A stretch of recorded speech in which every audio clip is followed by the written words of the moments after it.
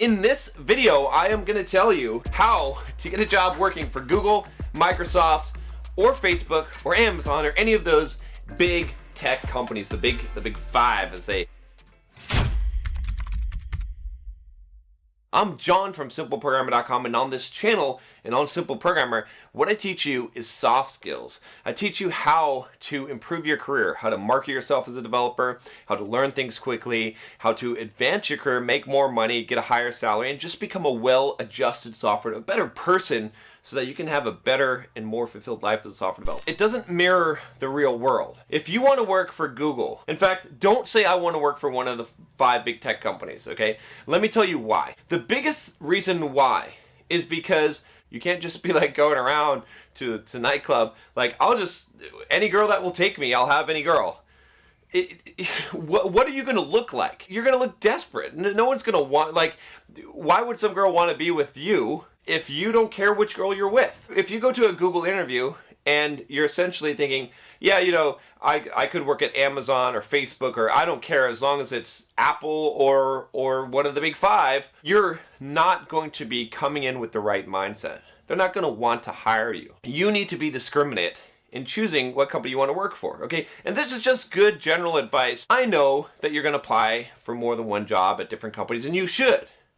But you should focus specifically, especially if you want to get into one of these big 5, on one of them and gearing everything towards that. It's almost like a full-time job to try and get a job at Google. Now, I know some people get out of college and they go into an internship program, or they get recruited out of college by Google. And I know that some people that are experienced software developers just apply for Google and they get a job at Google. And there's some, geniuses that, whatever. But for the average developer, right, who's trying to make it into one of these big 5 companies, you don't want to rely on luck. You want to have a 90% chance of getting in. What I'm telling you now is going to give you a 90% chance of getting in. The way that you want to approach this, let's say that you want to get a job at Google.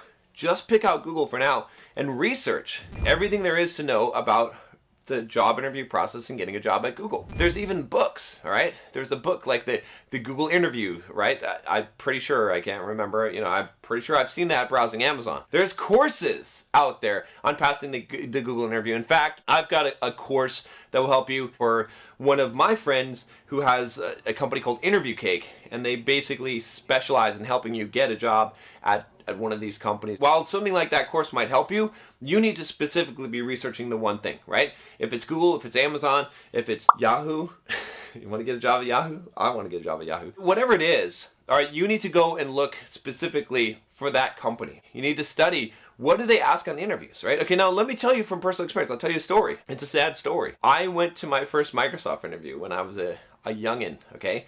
Way back when. This is when I first started out my software development career. And do you think I researched what a Microsoft interview was like?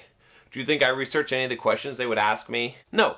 I was just like, oh, Microsoft called me. They want me to come in for a job interview. Ha ha ha. Looks like I'm going to get a job at Microsoft, and I'm bragging and I'm showing off and I'm like, oh, I'm so special. They're flying me out. Of course they won't fly me out unless they want to give me the job. This is just a formality. I didn't prepare. I wasn't ready for that. I was so confident that I flew out there without pants. I literally was unpacking my clothes and the night before the interview, and I look into my suitcase and I'm like, oh fuck, there's no pants in there. I have no pants. Anyway, I go to the first interview, all right? The guy's like, he's got a whiteboard, all right? And he's like, oh, can you write some MFC code to blah blah blah, do this, or what's what's this type in Win32 API? And I'm like, I'm just standing there. I'm in my head. I'm like, what the fuck? I don't know. I can't even come up with a bullshit answer, right? I'm a pretty good bullshitter, but I can't even. I can't even. So I'm just sitting there sweating, trying to write on the board, and I write some C code, and he's like, oh, let me give you help. Let me give you a hint here. And he's giving me hints, and I'm still.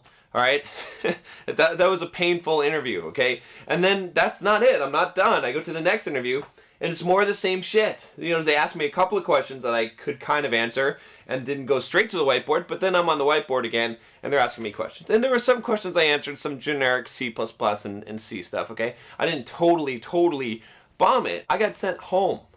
Okay, I flew from Florida to fucking Washington, all right?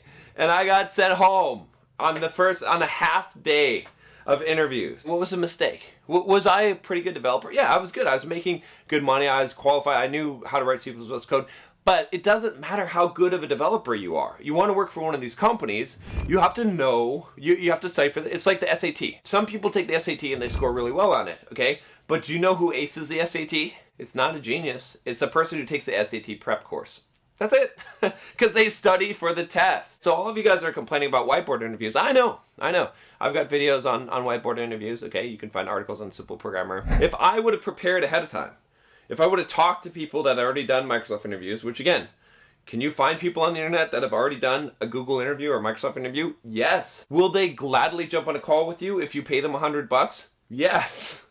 Most of them would. If you give me a brain dump of everything that your whole interview process, right? Imagine, okay, if you're willing to invest the time, if you're willing to buy some specific courses on the interviews, especially on learning coding interviews, okay? Now I'm taking this from a totally different approach, okay? If I'm just telling you what to do in general to prep for one of these interviews, I'm going to tell you get cracking the coding interview. I'm going to tell you grab my Pluralsight course on interview prep, on coding interviews.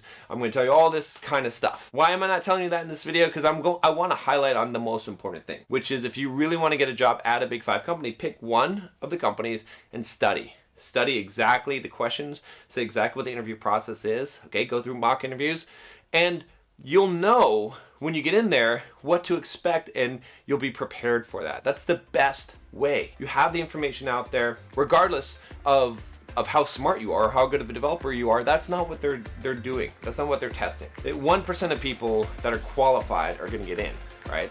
But maybe 90% of the people that specifically study for the test, specifically study for the interview, right, that do that research, they could get in because they know what to study for. Leave a comment, let me know, what do you think about it? And go check us out on simpleprogrammer.com. Take care, man.